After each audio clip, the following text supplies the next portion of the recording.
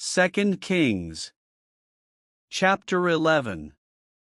And when Athaliah the mother of Ahaziah saw that her son was dead, she arose and destroyed all the seed royal.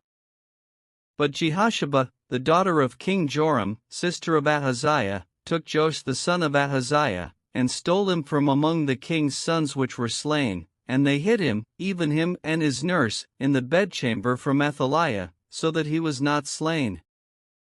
And he was with her hid in the house of the Lord 6 years. And Athaliah did reign over the land. And the 7th year Jehoiada sent and fetched the rulers over hundreds, with the captains and the guard, and brought them to him into the house of the Lord, and made a covenant with them, and took an oath of them in the house of the Lord, and shewed them the king's son. And he commanded them, saying, This is the thing that ye shall do: a third part of you that enter in on the Sabbath shall even be keepers of the watch of the king's house. And a third part shall be at the gate of Sur, and a third part at the gate behind the guard, so shall ye keep the watch of the house, that it be not broken down. And 2 parts of all you that go forth on the Sabbath, even they shall keep the watch of the house of the Lord about the king. And ye shall compass the king round about, every man with his weapons in his hand, and he that cometh within the ranges, let him be slain, and be ye with the king as he goeth out and as he cometh in. And the captains over the hundreds did according to all things that Jehoiada the priest commanded, and they took every man his men that were to come in on the Sabbath, with them that should go out on the Sabbath, and came to Jehoiada the priest. And to the captains over hundreds did the priest give King David spears and shields, that were in the temple of the Lord. And the guard stood, every man with his weapons in his hand, round about the king, from the right corner of the temple to the left corner of the temple, along by the altar in the temple.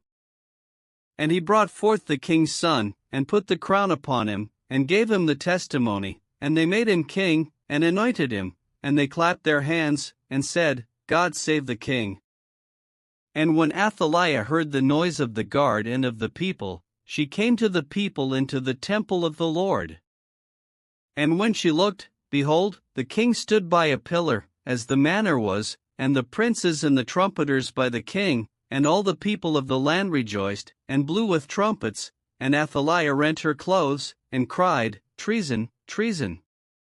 But Jehoiada the priest commanded the captains of the hundreds, the officers of the host, and said unto them, Have her forth without the ranges, and him that followeth her kill with the sword.